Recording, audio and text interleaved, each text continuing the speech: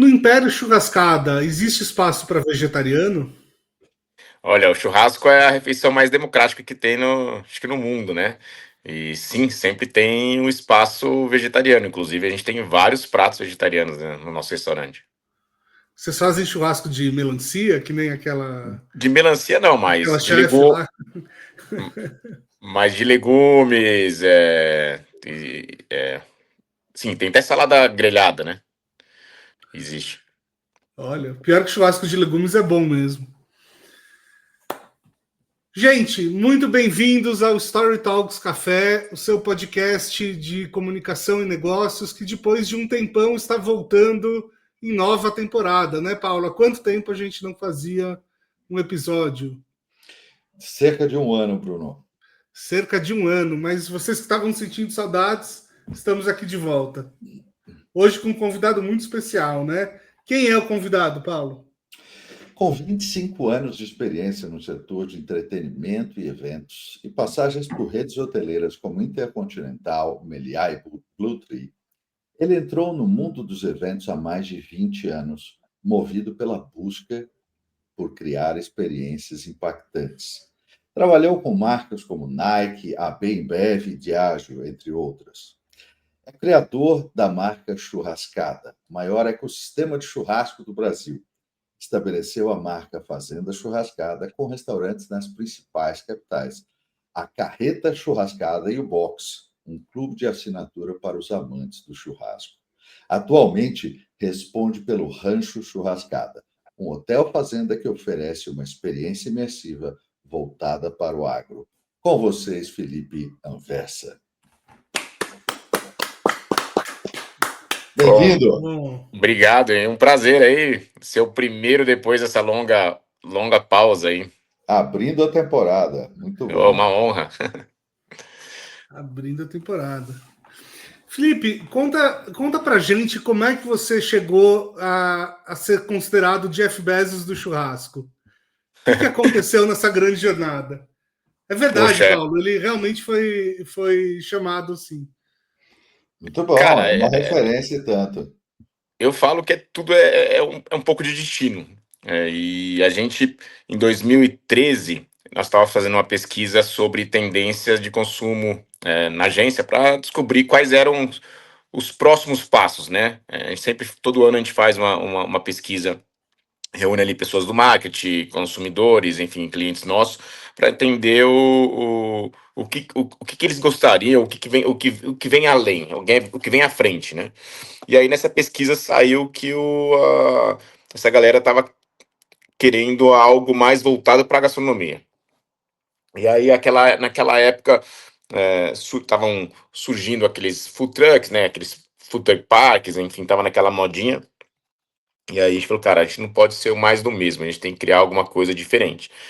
E aí um dos meus sócios nessas indas e vindas para o exterior, ele encontrou um evento em Nova York que chama Meatopia.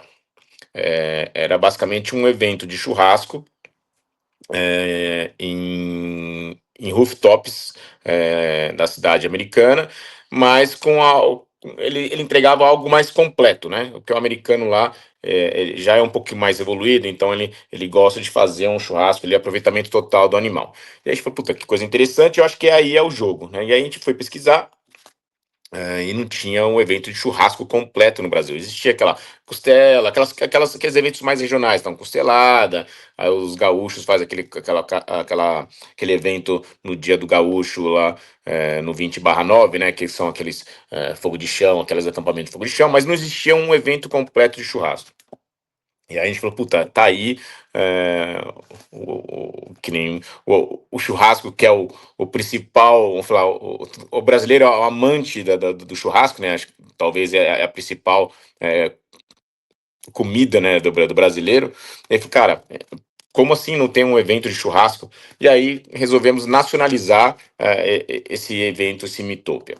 E aí, qual que foi a grande jogada, né? Então, naquela época, o churrasco, basicamente, falar naquela época, né? Então a gente está falando em 2015, foi quando a gente deu o pontapé inicial. Em 2015, você ia nos mais principais supermercados, ou, enfim, não existia, naquela época também não existia o açougue gourmet, né? Então você tinha aqueles açougues realmente, por exemplo, casa de carnes, né? Então tinha aquela a Flórida, é, esqueci o nome agora, tem uma lá no Morumbi também, que hoje cresceu bastante.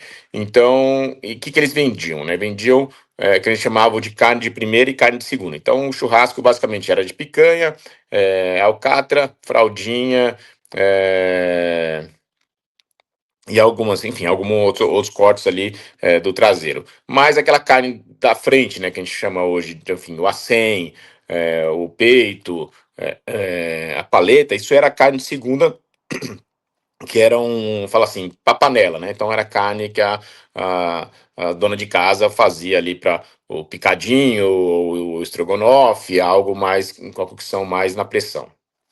Daí a gente falou assim, puta, vamos mudar essa frente. E aí a ideia era trazer formas de preparos diferentes, né, mundiais, que deixariam essa carne de um jeito diferente na grelha. Então, fomos buscar ali vários assadores, né, quando a gente lançou a churrascada, a gente buscamos vários assadores ali para desenvolver esse corte. Então veio, por exemplo, o miolo do acém hoje chama Denver, né? Então gourmetizaram o corte. Mas aí, na verdade, a gente conseguiu desmistificar que é o corte de primeira e o corte de segunda. Então a gente, como nos Estados Unidos, né? Então a gente entendeu que não existe corte de segunda, existe o animal de segunda. Então, uma vez que você cria um animal de primeira qualidade, 100% da carne você vai conseguir usar na grelha e de uma forma com qualidade. Então, e aí, através da churrascada, a gente provou disso. Então, tanto é que existe alguns especialistas, né, principalmente na parte de carne, que eles chamam do ACDC, o antes churrascada e depois churrascada, porque a gente conseguiu, e aí depois também acabaram surgindo outros açougues, né? Então hoje o açougue, o açougueiro, né, virou uma profissão que antigamente era aquele cara vestido de branco atrás do balcão com aquela galocha toda de branco, né? Então hoje, depois disso, da churrascada, vieram os açougues. Então, ah, o próprio. É que agora, puta, agora eu vou esquecer o nome dos açougues. Mas enfim, surgiram diversos açougues. Então, hoje você vai nos Jardins, nessas regiões mais nobres, principalmente da capital de São Paulo, você ali você sempre vai ter um açougue que vai transformar aquela sua carne lá numa joia, né? Então tem até carne hoje dry age que o quilo custa mais de R$ 1.000. Então foi esse o grande salto da churrascada. Então é transformar, Uhum. desmistificar o corte da carne, né, de primeira e de segunda para animal de primeira, né, animal de segunda. Inclusive isso depois, né, na própria pecuária, quem cria o animal de primeira, ele tem um bônus extra, justamente para conseguir vender nesses açougues, enfim, premiados. Não se preocupe em não Depois vocês vão lembrar. cortar, né? Não, a gente não faz Não? corte, Felipe Anversa. A gente bota no ar do jeito que está e este comentário vai para o ar junto com tudo.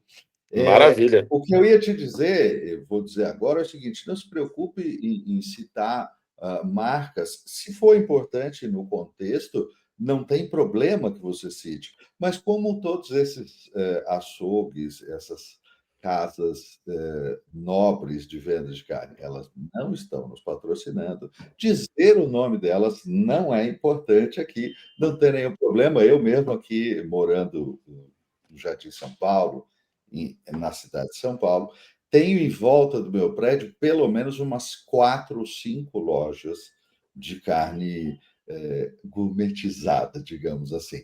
Acho um exagero em termos de quantidade, mas isso, para quem não está em São Paulo, é muito importante perceber que aqui, pelo menos, é uma coisa muito forte, é um movimento absolutamente de transformação. Ainda existem açougues como aqueles tradicionais, que a gente se lembra de muitas décadas atrás, mas existem lojas de carnes muito que quase que parecem boutiques, assim, com vitrines, com coisas que são muito diferenciadas hoje nesse sentido. Sim, total. E foi isso que foi. Esse foi esse grande movimento da churrascada. E aí, só respondendo até a pergunta do Jeff Bezos, né? Então a churrascada dali, a gente começou a criar, ramificar, né? Então do evento nasceu o restaurante, do restaurante nasceu a carreta churrascada, que nada mais é do que um catering, né? Que a gente leva para os estados e o clube de assinatura. Então, é por isso que eles me chamaram de Jeff Bezos, né? Que eu consegui, de um produto, eu consegui fazer um O ecossistema ecossistema, completa. né? É. Eu achei muito interessante esse aspecto da situação, porque ah, eu estava comentando aqui antes da gente começar a gravar que eu desconfio que hoje em dia o brasileiro gosta mais de churrasco do que de futebol. Pelo menos o churrasco brasileiro está num nível muito mais interessante do que o futebol brasileiro nesse momento, não é? Com certeza. Então, de fato, esse ecossistema tinha um espaço muito interessante aqui, né? Você mencionou uma série de coisas aí sobre uma influência norte-americana em relação a esse trabalho todo do churrasco. Eu e o Bruno tivemos, eu estive muitas vezes no Texas, o Bruno, inclusive uma dessas vezes com o Bruno, para a gente acompanhar o South by Southwest em Austin. E realmente a cultura do churrasco no Texas, pelo menos, é uma coisa muito forte e bastante diferente, né? O churrasco norte-americano é muito diferente do brasileiro, tão bom quanto, eu não consigo escolher, sinceramente, mas trazer essa questão dessa outra experiência, você trouxe junto uma parte daquele estilo norte-americano de fazer churrasco, ou o brasileiro não rola com aquilo? Como é que é? Não, sim, sim. Esse preparo que é o defumação, né? Que é o preparo Isso. do pit smoker, né? Que até então Uhum, existia um só restaurante no Brasil, uhum, naquela época, chamava Boss Barbecue. E depois da churrascada, como a gente introduziu o pit smoker aqui, então se consegue ver aí vários, né? E, inclusive uhum, até tem gente que compra pit smoker para fazer em casa. Tem, enfim, se não me engano, 3 ou 4 empresas já grandes no Brasil fabricando pit smoker para vender para pessoas, para colocar em casa, entendeu? Então, existem vários tamanhos, desde colocar uma em cima da prateleira mesmo, um pequenininho, que chama o Baby, até aquelas carretas que você leva atrás do carro. Então, sim, hoje o brasileiro, logicamente, é uma minoria, né? Porque, além de tudo, é difícil de fazer, não é um preparo fácil, né? No que nem uma grelha, mas é o demorado brasileiro. também, o tempo é Sim, muito sim, sim, diferente, né? sim. Uhum, É o slow food, né? Que eles chamam, né? Então, sim. mas Muito, muito bom. E vem cá, do Fazenda, desculpa, do evento Churrascada, como é que aconteceu o pulo para o Fazenda e para o Rancho? Como é que você o- criou um império a partir disso? é, como é que aconteceu, né? Quando a gente criou a churrascada, isso foi até. Eu falo que a gente não criou uma marca, a gente criou uma religião, porque eu acho que até o próprio carnívoro tem uma coisa meio que na veia, assim, uma coisa meio, eu falo meio de guerreiro, né? Aquela coisa meio assim, meio. E até foi até engraçado, até no começo. A gente teve, acho que, se não me engano, um ou dois, assim, não ataques, né? Mas, logicamente, veganos invadindo lá, comentando, enfim, baboseiras, enfim, na parte deles lá. E os nossos seguidores, assim, metralhavam. A gente nem precisava abrir a boca, que a galera meio que já dominava o assunto. E aí ali eu percebi, falei, cara, eu tô criando uma seita, né? A gente não tá criando ali simplesmente um evento. E eu sempre fiz questão de responder 100% principalmente do Instagram, né? Então, o Instagram, quando a gente fez o primeiro evento, a gente tinha, eu lembro de certinho, a gente tinha 3 mil e alguns seguidores ali. E o primeiro evento foi uma coisa meio que assim, exclusiva, né? Foram 1.000 pessoas e o negócio meio que na hora que acabou o evento, o negócio foi blá blá blá blá, e de uma hora para outra, tipo, foram 10.000 pessoas já seguindo no dia seguinte. E até a gente fez uma brincadeira, falei assim, ó, a pessoa, que a gente quer fazer a segunda edição, faz a segunda edição esse ano. Eu falei, ó, eu faço só a segunda edição se em 3 dias a gente bater 20.000 seguidores. Meu, em 2 dias já tinha 20.000 seguidores. Então, e o negócio começou a crescer, né?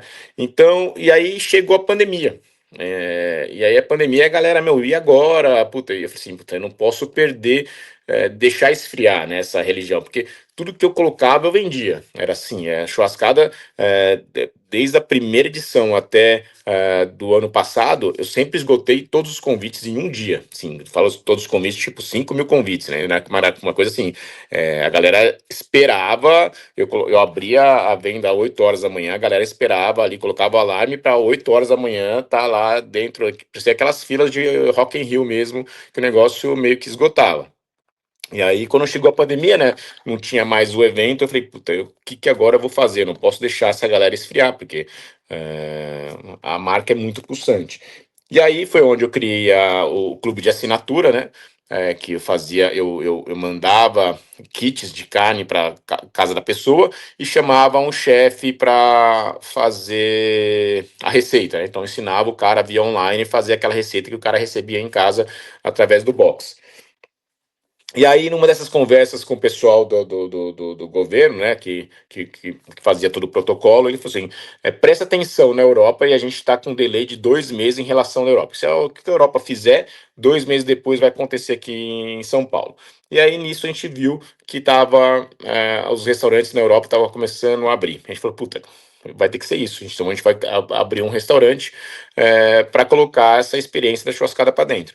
E aí, sim, eu falo por ordem do destino, porque eu acredito muito nessa questão do destino. Nos ofereceram a Casa da Fazenda, que é onde foi a primeira, o primeiro local que a gente abriu a Fazenda Churrascada, a primeira unidade, né? Que é um local com 8.000 metros quadrados. E aí eu falei, putz, aqui que eu vou conseguir colocar toda a experiência do evento para dentro. A Casa da Fazenda, para quem não está em São Paulo, não está ambientado aqui, a Casa da Fazenda é aquela propriedade do Morumbi, né, Felipe? Isso. A Casa da Fazenda é a antiga Casa da Fazenda Morumbi. Antes de existir o bairro, era uma grande fazenda e ali era a casa-sede e há muito tempo foi restaurada e era já um lugar bastante conceituado, muito para eventos em São Paulo. E aí vocês assumiram em que ano a Casa da Fazenda? Assumimos. Então, a gente foi assim, quando bateu a pandemia, porque antigamente lá era um espaço de evento, né? Até Uhum. complementando para você, a casa de 1813 foi a residência do Regente Feijó, né? Assim, é uma coisa bem cultural, é uma coisa bem Tinha bacana, tem uma um coisa conteúdo bacana. histórica. É. Sim, e aí, como fechou, né, a pandemia fechou, lá era um espaço de eventos, o dono, assim, na verdade lá não existe um dono, né, a gente tem uma concessão, que aquilo é um espaço tombado, então a gente tem uma concessão durante 10 anos, e aí o antigo proprietário do espaço de evento falou, cara, como agora fechou a pandemia, eu tô repassando para eu vou tomar prejuízo, porque eu não sei quando que vai ser liberado. E aí falou, "Puta, vamos assumir." Isso a gente pegou a Casa da Fazenda em fevereiro de 2020, assim, logo após o lockdown. E aí, como a gente viu que o protocolo ali ia ser liberado para eventos, a gente chamou a turma do palácio lá, do governo, que estava cuidando dessa parte. A gente falou, quais são os protocolos? Aí ele falou, puta, tem que ter todo mundo sentado em mesa, 25% da capacidade. Então, como o espaço tem 8.000 metros quadrados, a gente conseguia colocar lá 300 pessoas, sim, facilmente, né? Então, a gente conseguiu montar, junto com o governo, o espaço perfeito para abertura. Tanto é que a Fazenda Churrascada foi o primeiro restaurante a ser aberto, eu não sei se no Brasil, mas em São Paulo, com certeza. Então, a gente serviu de base para a reabertura dos outros restaurantes. Até porque também era um espaço aberto, né? Tinha até aquela coisa de não ser espaço fechado. Então, esse foi o grande boom, né? O pessoal estava enlouquecido para sair de casa, né? Porque não aguentava mais ficar em casa. Então, a gente foi o primeiro restaurante a ser aberto e também era só via reserva. Então, assim, as pessoas só conseguiam fazer reserva depois, tipo, de 3 meses, né? A fila de espera era, meu, assim, muito, muito longa. E aí a gente começou a hypar daí. Então, inclusive também a gente foi o primeiro lugar a ter show, então eu conseguia fazer show que era sentado, então a gente tinha um espaço aberto, espaçado, então a gente começou a contratar todos os sertanejos, então passaram todos os grandes sertanejos lá dentro da casa, então a gente conseguiu hypar, eu trouxe a experiência do evento para dentro do restaurante, e aí o negócio meio que desandou, né? Então, assim, aí tive que acabei abrindo outras 5 casas pelo Brasil.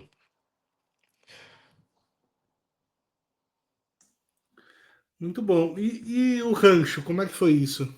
Então, o rancho, assim, para quem não me conhece, eu nasci em fazenda, fui criado em fazenda e eu tenho muito enraizado essa questão rural, né? Então, sempre foi minha paixão.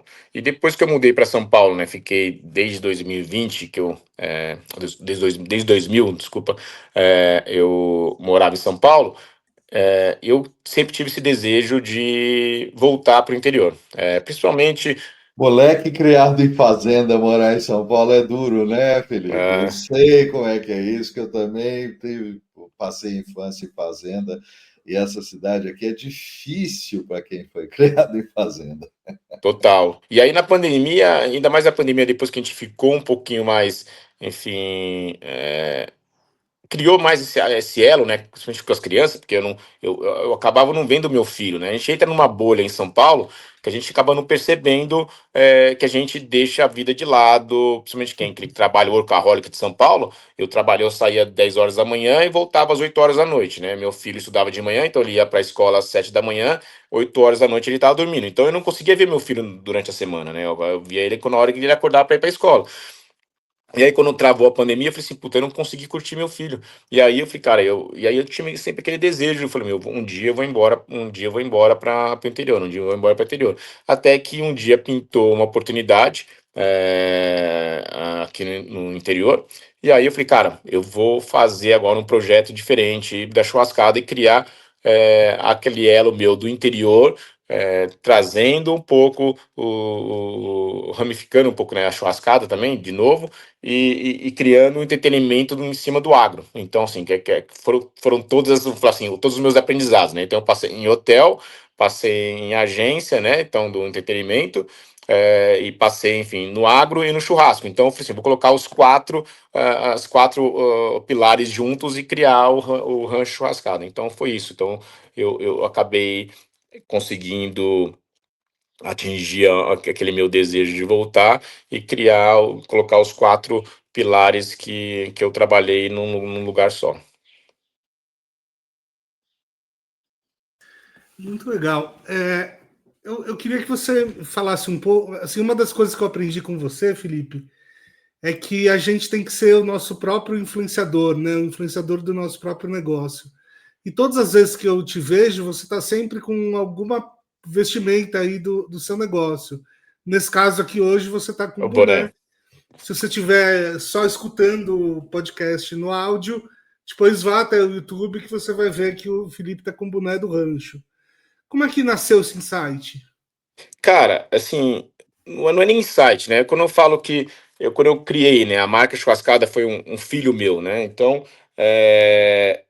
ninguém no mundo vai saber responder melhor do que você sobre a marca que você criou. Então, enfim, todas as respostas é só você mesmo que vai conseguir dar para aquele consumidor. Então, como eu sempre respondi 100% que falei, dos directs no Instagram, eu falei, cara, eu tenho que ser a pessoa, assim, ó, vamos falar, o funcionário principal daquele produto. Então eu tenho que estar vestido do uniforme, né? Então sempre a marca era aquilo que eu sempre carregava. Então, sei lá, vou colocar um boné da Nike respondendo sobre a churrascada. Então, assim, acho que para mim não fazia muito sentido. Então, até me chamavam até de Cebolinha, porque eu só usava a mesma camiseta, o mesmo boné e sempre, né? Quando me viam, era sempre a mesma roupa. Então, Para mim é isso. Então, assim, não tem ninguém no mundo que vai conseguir falar com tanto embasamento da marca como você mesmo, entendeu? É muito interessante que nessa timeline que você estava contando sobre o desenvolvimento aí da marca e das diversas partes aí desse ecossistema, ao mesmo tempo vinha acontecendo, e aí eu não sei se antes foi isso a onda que levantou vocês ou vocês começaram a levantar a onda, mas a questão do sertanejo e do mundo agro ganharem um espaço extremo de visibilidade. Não que tenha novidade nisso, porque o sertanejo no Brasil tem muitas décadas, é uma coisa, né, bastante já consolidada em termos musicais e em termos de cultura. O evento de Barretos está completando 70 anos esse ano, então, claro, não é coisa nova. Mas a atenção da mídia nos últimos anos ficou muito intensificada, né? Isso aí cruzou caminhos com a sua iniciativa. Você estava no começo dessa onda. Como é que foi esse encaixe no tempo aí? Eu acho que foi uma coisa meio que. Aliás, só um detalhe. Na última festa de Barretos, todos os candidatos, todos os presidenciáveis estavam lá no palco, né? O que dá para ver como essa festa se tornou Sim. nacional mesmo, né? Impressionante.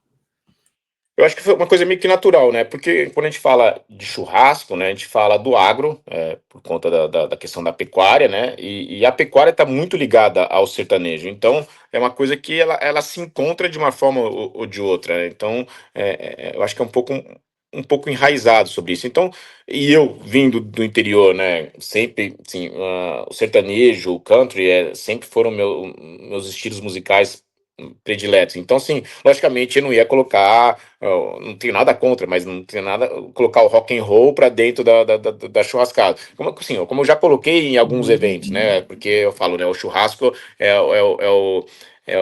a refeição mais democrática que tem, acho que no mundo, né? Então eu sempre coloquei lá, já coloquei MPB, já coloquei folk, rock, enfim, tal. Mas o meu gosto, assim, pessoal entrava no mundo do sertanejo. Então, eu meio que fui muito mais para aquilo que eu acreditava, né? Que fazia parte do meu gosto e parte da marca. Eu acho engraçada essa ideia da trilha sonora, porque, por exemplo, de todo churrasco no Texas toca country e toca rock. O Sim. meu filho mais novo, por exemplo, ele diz assim: churrasco tem que ter pagode. Então a gente faz uma associação diferente dessa, que eu acho absolutamente natural por causa da pecuária, Eu falo que o obviamente. churrasco com pagode é coisa de carioca, né? Porque aquele estado. É, basicamente isso. O meu filho é paulistano, eu não sei que raio, de onde ele tira isso, mas enfim. Aliás, vocês já trouxeram quase todos os cantores sertanejos, não é isso? Sim. Pelo que eu me lembro, só faltou alguém, faltou um ou dois que você. Faltou, os que não foram lá foram o Gustavo Lima e Estãozinho Chororó. O resto foram todos. Olha que legal, que legal. Eu fui aqui eu fui aqui uma vez no Fazenda Churrascada de Brasília e eu até vou contar o caso que foi curioso, né? Eu cheguei lá e tinha muita gente na fila, inclusive. Aí eu olhei para minha esposa assim, e a gente falou, puta, vamos ou não vamos e tal, né? Olha o tamanho da fila. A gente resolveu ficar. E eu nunca fui atendido tão bem e tão rápido numa fila grande. Lembro que eu cheguei lá, sentei, veio o garçom, já me trouxe uma cerveja, uns bolinhos e tal. E assim, menos de 10 minutos depois eu já tava sentado. Eu acho que isso tem a ver um pouco com a experiência Disney, né? Vocês chegaram a contratar um Sim, consultor a gente, no Disney, né? começo logo quando a gente montou a Fazenda Churrascada, que a gente até, quem conhece, quem já foi já em alguns restaurantes, o jogo americano, né, então a gente fala aquele descanso de mesa, é um mapa inspirado naqueles mapas de parques da Disney. Então, por quê? Porque a gente, em todos os restaurantes, né, a gente adotou uma política, todo fazenda churrascada tem que ter no mínimo 3.000 metros quadrados, justamente para ter aquela experiência total. Então, tem o palco, a área kids, enfim, a área de açougue, a área principal, assim, um salão mais interno, para quem quer ter uma coisa mais reservada. Então, assim, criou-se vários ambientes. Então a gente criou fala assim, movimentos, tempos de movimentos igual um parque da Disney. E aí a gente falou assim, vamos contratar uma pessoa especializada para colocar o público no centro do negócio e criar justamente esse trajeto onde as pessoas que entram dentro do restaurante vão conseguir. Tanto é que o tempo de espera médio na Fazenda Churrascada é 3 horas e meia, sendo que um restaurante normal é 1 hora, entendeu? Então, justamente por causa disso, porque a pessoa fica ali um tempo todo, até conhecer tudo, ver tudo. Perdão, deixa eu só te perguntar uma coisa. Você disse agora tempo de espera médio Não, de de 3 horas. permanência. Eu entendi que você estava querendo dizer tempo de permanência. Eu estou Eu errei a justamente palavra, tá? explicando, Mas porque você falou tempo de espera, então vamos lá. Pessoal, vocês que estão ouvindo, não é o tempo de espera. É o também. tempo que as pessoas ficam aproveitando a experiência, que é a média de 3 horas e meia, porque é aquela ideia do churrasco que você vai para curtir o churrasco, para aquela coisa que é uma experiência bem vivida, de olhar as coisas, de relaxar realmente, né? Tempo de espera na fila Mas foi também tem em São Paulo o tempo de bem espera é três trabalhado. horas, 3 horas de espera, que é uma coisa assim, eu passava vergonha, falei assim, mas o que que essa galera tá, o que que essa pessoa tá esperando aqui 3 horas para Sério, conseguir né? entrar? 3 horas de tempo É de sério, é espera? sério, é sério. Uau! E aí, nisso, a gente criou, que nem o parque da Disney, existe a fila, aquela fila, né? Aí tem aquela outra fila que você vai passando ali, conhecendo, enfim, Uhum. enfim, itens do brinquedo ali, né? Então, é, Uhum. e aí a gente criou, logicamente, quem já está dentro, a gente criou depois a primeira fila. Então a primeira fila é quem está sentado em algum banco, alguma mesa, banco, enfim, dentro do restaurante, e ali já pode já fazer um certo pedido. E aí depois tem a fila de espera da fila de espera. Que aí ali a pessoa, ela basicamente fica em pé, e ali a gente serve algum aperitivo, e principalmente chopp. Então, assim, e todas têm alguma forma de experiência. Então, se porque realmente meio que inexplicável essa fila da fila. E tem a Mas fila da fila. mas isso é em São Paulo só, né? Em São Paulo, na Fazenda Churrascada em São Paulo, Tá. no Morumbi. Porque isso é um passatempo famoso aqui em São Paulo, né? O paulistano, Se não tem ele fila, não é bom. a É, cultura do paulistano é uma coisa realmente bastante peculiar, né? Ele utiliza a fila de restaurante como passatempo no domingo, é uma coisa bem interessante do povo de São Paulo. olha aí, eu lembro que eu comi lá um bolinho de. Eu não lembro Costela. que carne que é, de costela, isso. O melhor bolinho que eu comi na vida, viu? Gente, fica a dica aí para vocês. Peçam um bolinho de costela depois de É tiver. o best-seller da Fazenda. A gente vende, na unidade de São Paulo, tá? Do Morumbi, a gente vendia em média 40 mil unidades por mês. Era assim, era Nossa. coisa. Tanto é que a gente recebeu, já teve convite já de alguns supermercados, a gente conseguiu para fazer congelado para vender em supermercados. Mas o negócio acabou não indo para frente. Impressionante. E agora, me diz uma coisa: existem três churrascadas, né? O evento, o restaurante, agora o rancho. E eu sei que todos esses empreendimentos têm sócios um pouco diferentes e tal. Como é que vocês fazem a gestão dessa marca? Hoje, eu vendi o ano passado, tá? A churrascada e a fazenda churrascada. Depois que eu entrei no rancho, eu falei assim, agora tô onde eu sempre quis, e eu vou dar atenção total pro rancho. Aí eu não me via mais morando em São Paulo, não me via mais tocando esses outros negócios. Eu acabei até recebendo uma proposta de venda e aí a gente vendeu. Mas antes da venda, a gente tinha alguns sócios locais. Então, em Brasília eu tinha um sócio, em Curitiba eu tinha outro sócio, em Campinas tinha um sócio, onde eu tinha, onde eu fazia até mesmo um evento, a gente sempre buscou ter um sócio local, até porque o cara ali, algumas cidades, principalmente Curitiba, né, eles são muito bairristas, né? Então eu falei assim, puta, um paulista vindo fazer churrasco, não é bem isso. Então, assim, então a gente procurava ter algum cara ali forte na região para criar assim, tirar essa barreira, né, bairrista que existe em alguns lugares. E aí a gente sempre colocava essa pessoa lá pelo menos uns dois, 3 meses para dentro do restaurante para adquirir toda aquela cultura, toda aquela, enfim, a história da churrascada para a pessoa depois conseguir, enfim, passar, né, para os clientes locais, para as partes locais. Ô, Não sei se eu Felipe, respondi a sua pergunta. você várias vezes mencionou aqui ter nascido no interior, mas você não mencionou em qual cidade. Onde foi que você nasceu? Eu nasci em Bebedouro, né, norte do estado, né, próximo a Tá. Barretos, inclusive. Ah, tá, ok. Ok. Fica 30 quilômetros de Barretos. Existe muita diferença, ah, Ops. você que é especialista aí da coisa, existe muita diferença no churrasco do interior para o churrasco da capital, para o churrasco do Rio de Janeiro, para o churrasco de Curitiba. Tem muita diferença nessas coisas, fora o pagode no churrasco do Rio de Janeiro, mas tem outras diferenças. Tem, Marcantes. principalmente no ponto da carne.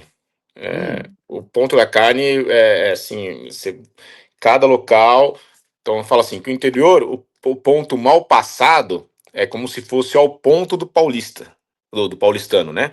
Então, o mal passado pro paulistano é o cru pro cara do interior. E lá, isso, quando você vai principalmente pro Rio Grande do Sul eles não chamam de churrasco, né? Eles chamam de grelhado. O churrasco mesmo é o assado, né? Então, assim, cada região é totalmente diferente uma região da outra e é até engraçado. Quando no restaurante, né? Quando as pessoas pedem a carne ao ponto, a gente sempre busca fazer ao ponto do paulistano, porque já é um ponto menos, né? Porque é melhor errar para menos do que errar para mais. Se você errar para menos, a pessoa fala, puta, isso aqui tá cru. A gente volta para grelha e assa mais um pouco e entra no ponto daquela pessoa. Se você colocar o ponto para mais, aí você já perdeu a carne, né? A carne aí é totalmente descartável. Então, existe sim, o principal é o ponto. Você trabalha com uma flexibilidade grande aqui, né? O que é bastante diferente da Argentina, né? Lá, se você falar é, muito sobre o ponto da carne, eles chutam você para fora do restaurante. exatamente. Eles nem discutem, falam assim, porque o ponto é único e pronto. Eles não estão interessados no seu conhecimento sobre É, churrasco. Sabe que aqui em Brasília o pessoal, acho que talvez por uma influência nordestina, o pessoal adora carne bem passada. Né? é, É engraçado aqui que você pede mal passado, o cara ele faz questão de perguntar, mas é isso mesmo que você quer? Tem certeza? Não, mas eu achei muito interessante, Bruno, esse comentário que o Felipe fez, e eu não tinha noção exatamente disso, porque eu também nascido no interior paulista.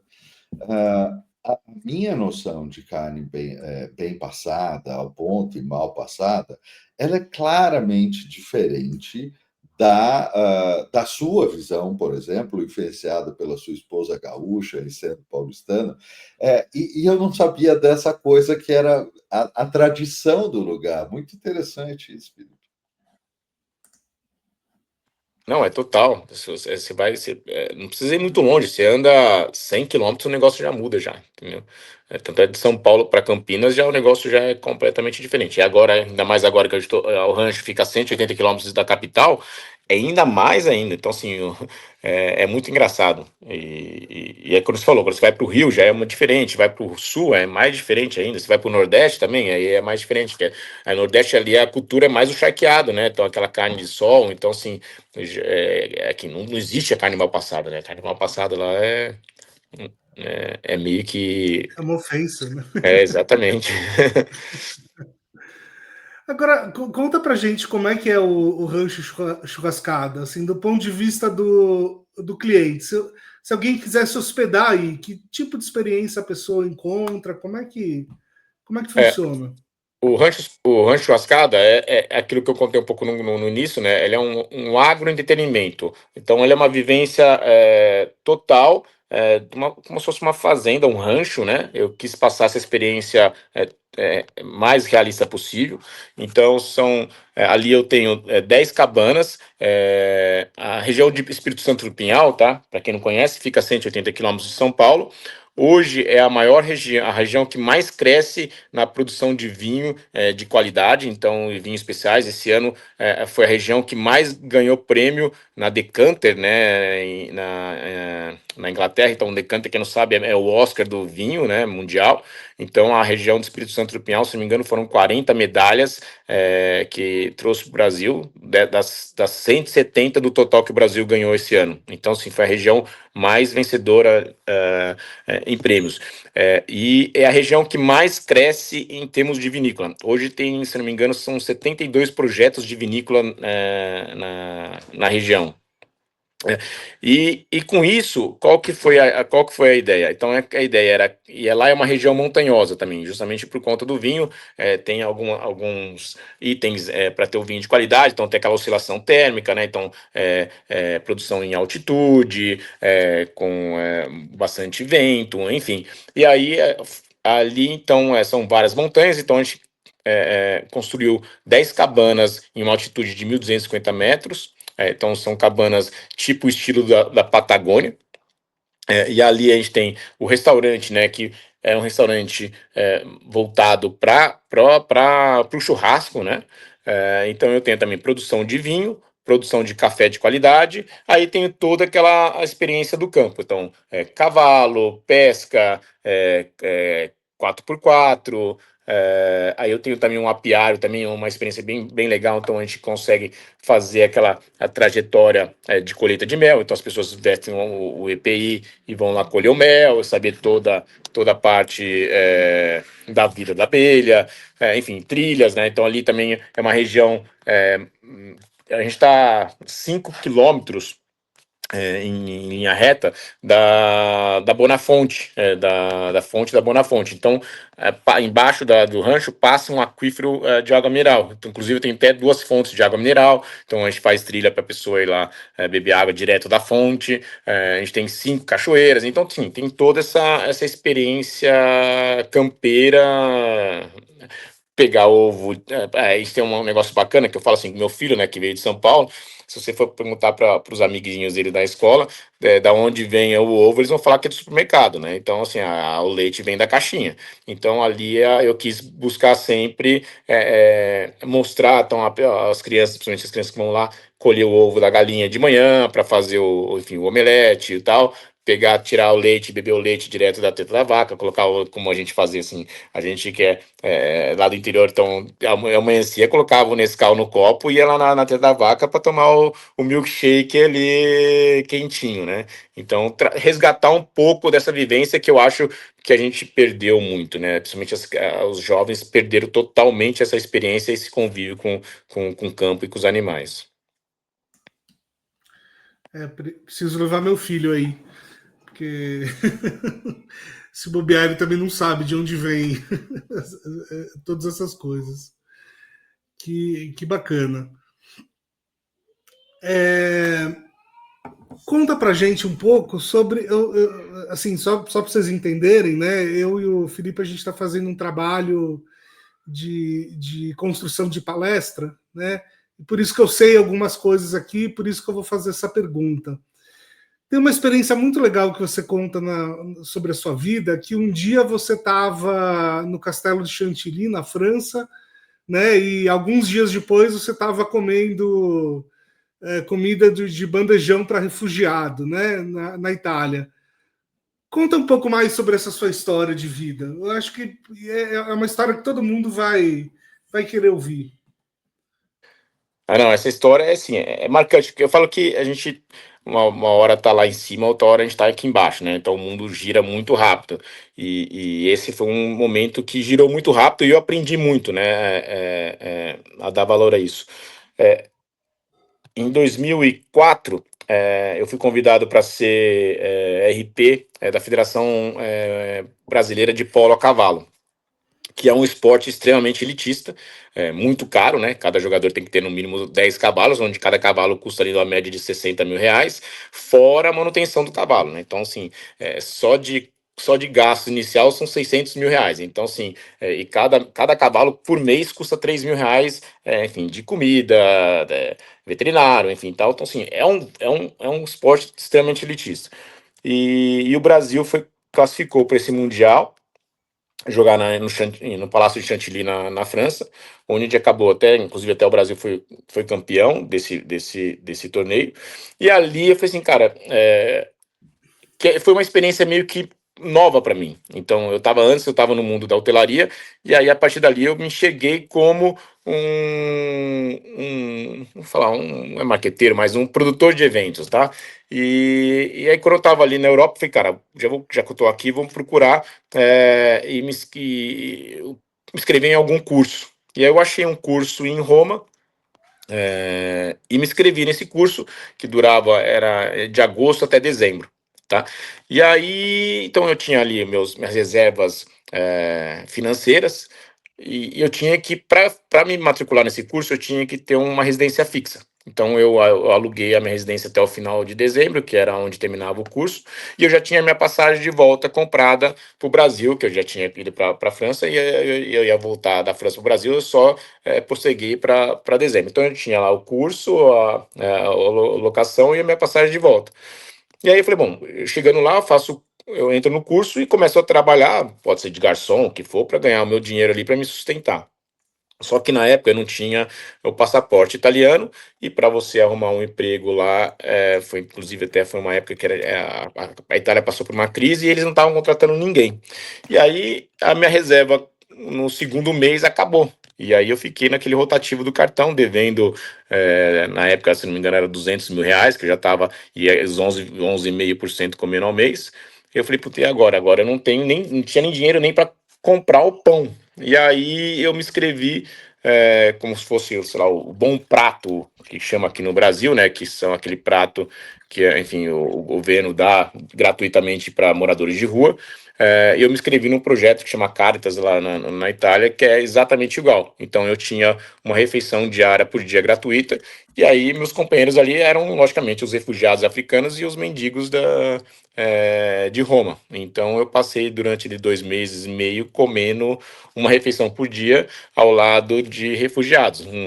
2 meses antes eu estava ali do lado da realeza inglesa, e 2 meses depois eu estava com os refugiados e africanos e mendigos da Itália. Então, assim, foi uma experiência marcante para mim, enfim, enriquecedora, para falar a verdade. Sem dúvida nenhuma. Desafiador, e uma escola profunda da importância democrática das coisas, né? Sim. E impressionante. Isso aí fez você perder a sua fé na comida italiana ou foi mantida? Não, foi mantida. Olha só, muito bem. Mas o que eles serviam lá era pasta? Assim, cada dia era um tipo de comida, né? Então você vê desde macarrão, enfim, tal, tinha salada, sopa, enfim, logicamente não tinha um arroz e feijão, né? Mas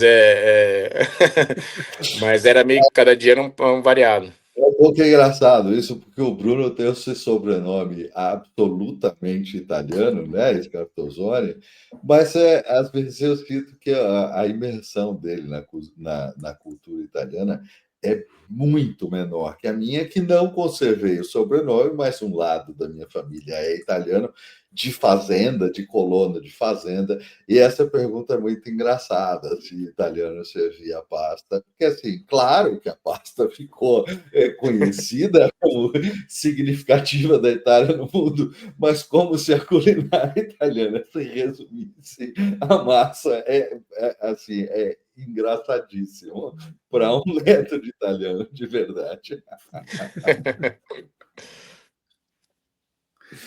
O que eu mais gosto dessa história é que mostra que você é um cara sem frescura, né? Hoje, Isso é, total. isso, isso é muito legal, né?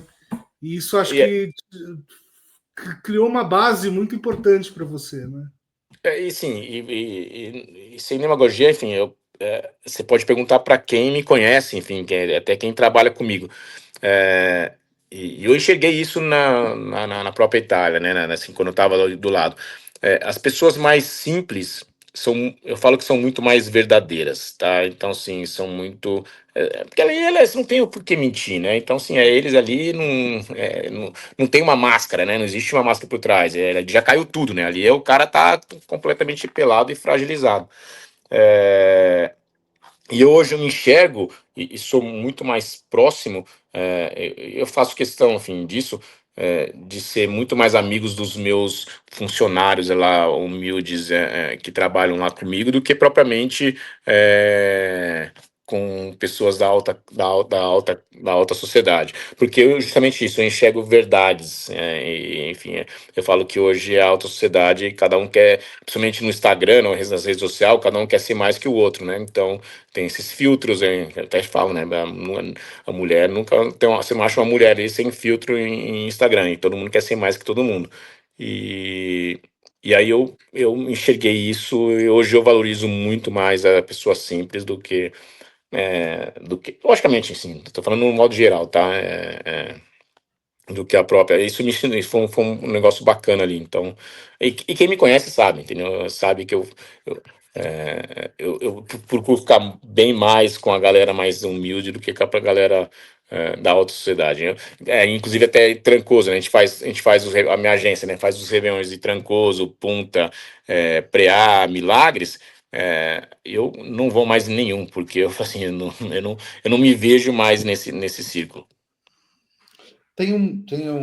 A impressão é que tem um jogo de aparência que falta muita substância, né? Em alguns círculos, vamos dizer assim, as coisas precisam ser tão ensaiadinhas, tão colocadinhas no lugar exato, o brilho certinho, na coisa, e aquilo vira uma experiência artificial demais, né? Aonde aquilo basicamente é feito para ser fotografado, é feito para fazer um filminho e ser postado, e aí a experiência real da coisa é fraca. Porque, veja, qualquer um que já visitou um set de filmagem sabe que o pedaço que tem graça no set de filmagem é desse tamanho, e tudo que está em volta, né? O pedaço feito para a câmera, ele não é um pedaço bom de ser vivido. Essa que é o entendimento aqui. Se você está indo para uma experiência de verdade, ela tem imprevistos, ela tem acontecimentos, ela tem perrengues, como diria o Bruno, e é isso que resulta em histórias interessantes serem vividas. Agora, quando você vai para um lugar que é absolutamente controlado para gerar uma imagem perfeita para postar numa rede social, isto vira uma experiência porcaria, porque não tem nada real acontecendo ali, não é? Não, total, é bem isso. É, mas essa foi para mim, foi um negócio que marcou para mim, e eu levo como ensinamento também da minha vida. Eu acho muito interessante porque, pelo que eu estou entendendo, a experiência que você faz acontecer ali no rancho, ela tem um entendimento de experiência do usuário, influenciada por grandes redes de hoteleiras e Disney, essa coisa toda, mas, ao mesmo tempo, ela se conecta com a experiência real do campo, né? Então, Exatamente isso. isso responde de uma maneira muito interessante, Felipe. É uma coisa que as pessoas têm se preocupado em olhar hoje, que é o seguinte: os influencers da rede social, essa coisa toda, têm se dado conta, e eu escutei isso em 2023 ou 22, em 23, no South by Southwest, que é a morte da influência quadradinha, bonitinha, excessivamente desenhada, porque já todo mundo já entendeu que aquilo não tem sentido, aquilo é uma figura de um personagem de um momento e que não tem lastro na vida real. Então, eu acho que aqui tem uma soma muito interessante disso que você está propondo, que é entender a experiência do usuário num nível Disney, num nível de cuidar das pessoas para que seja interessante, mas lastreado numa experiência real. É isso. A proposta é basicamente essa, não é? Sim, total, é bem isso mesmo. É que eu falei no começo, né? Então, eu procurei fazer algo bem realista, né? Então, assim, não tem zero frescura. Não tem ali, ó, você não vai colocar uma luva para tirar o leite da vaca. Não, você vai Tá, ali no meio das fezes mesmo tirar algo bem real e fazer parte do dia a dia tá. mesmo. Então, a vida como ela é, né? Eu falo. Então, e a experiência como ela é. Então, não tem Legal. filtro, não tem filtro nenhum. Muito legal, muito legal. E qual o perfil do cliente do rancho? É gente, mais gente de cidade grande? É gente. Ali Ali a gente tem, enfim, basicamente dois ambientes, né? O ambiente restaurante, que ele fica justamente na entrada do rancho, onde ele é aberto para o público em geral. Então Ah, ali eu atendo tanto turista como as pessoas da região, né? Então uma região super carente, principalmente na questão de carne de qualidade. Então eu atendo algo ali. E aí a parte das cabanas, sim, são turistas da cidade grande em busca principalmente do enoturismo, né? Então, que ali, como eu falei, a região está crescendo bastante na questão do enoturismo, então as pessoas ficam ali para ter essa experiência do campo, somada às visitas nas vinícolas da região. Então, assim, e também, logicamente, tem aquela família que vai lá para ter um descanso, porque é um local que mal pega celular, então, para desconectar do mundo e entrar realmente no mundo rural, né? Ou trazer então o filho para conhecer ali, vamos andar a cavalo, vamos ver as galinhas ou as vacas, enfim, tal. Então existe esses dois perfis ali na hospedagem. olha, eu como produto de cidade grande, a última vez que eu fui interagir com galinhas, eu fui atacado por elas. O que resultou numa cena patética de eu sair correndo das galinhas. Acho que eu tô precisando passar Ah, um final de semana aí. não, absolutamente, Bruno, absolutamente o moleque de apartamento, né? Criado com o Danoninho no carpete. Exatamente. Tem uma passagem legal no rancho a gente dá risada, né?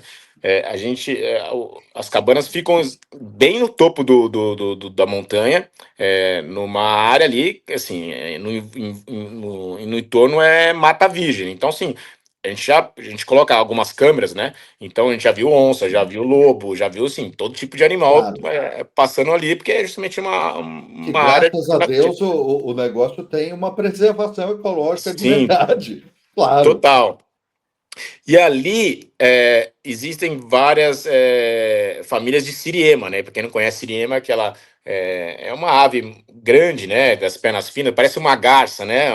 Assim, para quem, é, é, e aí as faxineiras, né, as camareiras das cabanas, tudo que sobra, né? Principalmente o que a gente faz quando a pessoa entra, a gente faz aquela cesta de boas-vindas com as frutas, né, e tal. Enfim, tudo que as pessoas deixam ali, principalmente de fruta, elas meio que jogam para essas seriemas ou para os bichos que estão ali faz essa ceva, né? Então elas meio que domesticaram essas siriemas no entorno ali das cabanas, né? E aí as siriemas estão todo dia de manhã, ou que elas estão acostumadas na hora da limpeza das camareiras, vai lá e bate no vidro para pedir a comida, né? E aí teve uma família que era um casal com 2 filhos pequenos, né? E a siriema batia no vidro lá e ela tem um grito, ela tem um canto bem agudo, né? Bem chamativo. E aí a família ligou desesperada na recepção, pelo amor de Deus, tem um urubu querendo entrar aqui na minha cabana, o que eu faço? Eu não sei o que eu faço, ele quer me atacar, enfim, tal, assim, a gente chegou lá, era a sirema, justamente somente pedindo a fruta do dia a dia dela.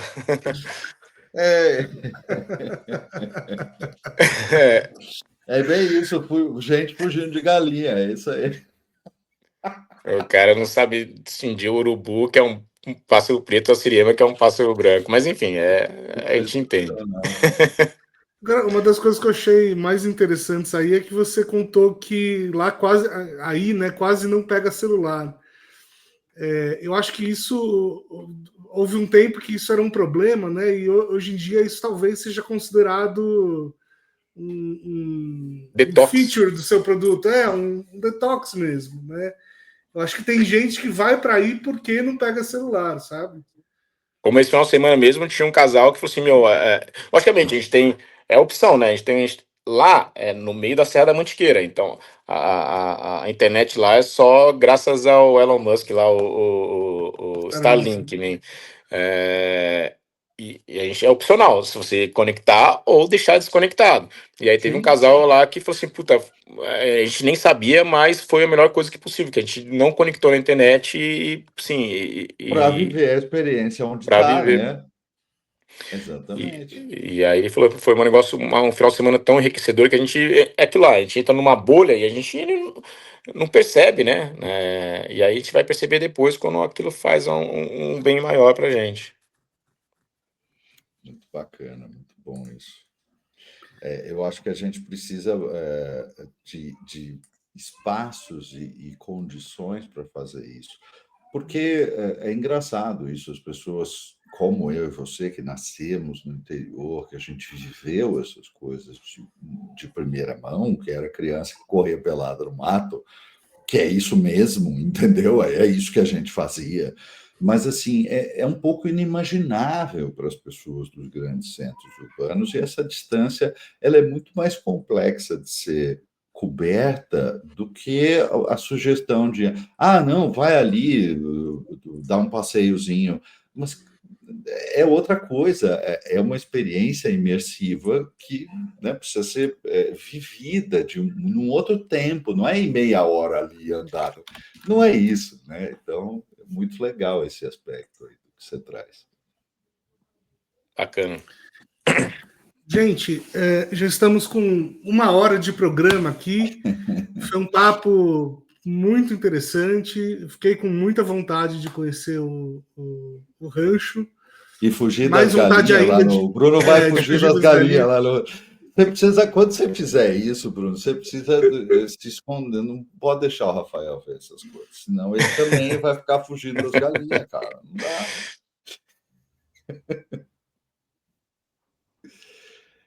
Você travou? Acho que o Bruno travou, rapaz. Paulo, acho que deu pau aqui. Fui eu que travei ou é você que travou? Não sei. Não, voltou, agora voltou. Agora voltou, mas você tinha dado uma travadinha. Sou eu que travei? Tá bom, tá bom. Gente, coisas que acontecem num podcast semi-ao-vivo, né? Mas, enfim, acho que foi um papo muito legal. Fiquei com muita vontade de comer churrasco também, depois disso. Nada de legumes na grelha, churrasco de verdade.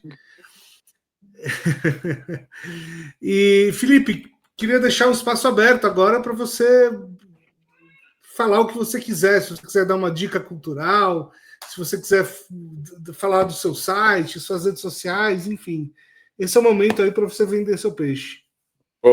Obrigado. Estão todos convidados para quem comparecer aqui ao Rancho Churrascada, em Espírito Santo do Pinhal, principalmente quem gosta de vinho e café e churrasco, né? Então aqui é prato cheio. E minha rede social é Felipe Aversa, o do Rancho é rancho.churrascada. Enfim, é isso, não tem muito o que falar. Acho que eu falei bastante já durante essa 1 hora. E obrigado aí mais uma vez aí pelo convite enfim, foi um grande prazer aí contar um pouquinho sobre a minha trajetória. Muito bom. Estou colocando aqui embaixo o site do Rancho Churrascada, tá um site super bonito aqui. Muito legal, tá aumentando a vontade. Muito bom. Maravilha, muito obrigado, Felipe. Muito Obrigado, obrigado a meu. você que estava nos ouvindo. Grande abraço e até a próxima. Valeu, até mais.